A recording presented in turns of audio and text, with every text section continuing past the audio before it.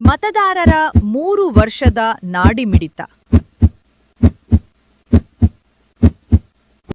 ವಿಜಯಪುರ ಜಿಲ್ಲೆಯ 8 ವಿಧಾನಸಭಾ ಕ್ಷೇತ್ರಗಳ ಪೈಕಿ ಕಳೆದ ಬಾರಿಯ ಚುನಾವಣೆಯಲ್ಲಿ ಕಾಂಗ್ರೆಸ್ ಪಕ್ಷ 6 ಸ್ಥಾನದಲ್ಲಿ, ಜೆಡಿಎಸ್ 1, ಬಿಜೆಪಿ 1 ಸ್ಥಾನ ಗೆಲ್ಲುವಲ್ಲಿ ಯಶಸ್ವಿಯಾಗಿದ್ದವು.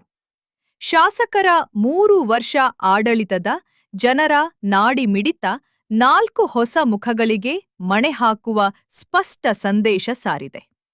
ಬಬಲೇಶ್ವರ ಮತಕ್ಷೇತ್ರದ ಶಾಸಕ ಎಂಬಿ ಪಾಟೀಲ, ಇಂಡಿ ಮತಕ್ಷೇತ್ರದ ಶಾಸಕ ಯಶವಂತರಾಯಗೌಡ ಪಾಟೀಲ, ಸಿಂದಗಿ ಮತಕ್ಷೇತ್ರದ ಶಾಸಕ ಅಶೋಕ ಮನಗೂಳಿ ಹಾಗೂ ದೇವರ ಹಿಪ್ಪರಗಿ ಶಾಸಕ ರಾಜುಗೌಡ ಪಾಟೀಲ ಇವರ 3 ವರ್ಷದ ಸಾಧನೆ, ಮತಕ್ಷೇತ್ರದ ಜನರ ನಾಡಿಮಿಡಿತ ಇವರ ಪರವಾಗಿದೆ.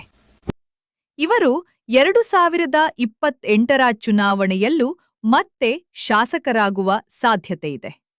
ಬಸವನ ಬಾಗೇವಾಡಿ ಮತಕ್ಷೇತ್ರದ ಶಾಸಕ ಶಿವಾನಂದ ಪಾಟೀಲ, ವಿಜಯಪುರ ನಗರ ಶಾಸಕ ಬಸನಗೌಡ ಪಾಟೀಲ ಯತ್ನಾಳ್, ಮುದ್ದೇಬಿಹಾಳ ಮತಕ್ಷೇತ್ರದ ಶಾಸಕ ಅಪ್ಪಾಜಿ ನಾಡಗೌಡ ಹಾಗೂ ನಾಗಠಾಣ ಮತಕ್ಷೇತ್ರದ ಶಾಸಕ ವಿಠ್ಠಲ ಕಟಕದೊಂಡ ಇವರ 3 ವರ್ಷ ಆಡಳಿತದ ಜನರ ನಾಡಿಮಿಡಿತ ಇವರ ಪರವಾಗಿ ಇರದೇ ಇರುವುದು 2028ರ ಚುನಾವಣೆಯಲ್ಲಿ ಇವರ ಗೆಲುವು ಕಷ್ಟಸಾಧ್ಯ ಎನ್ನಲಾಗಿದೆ.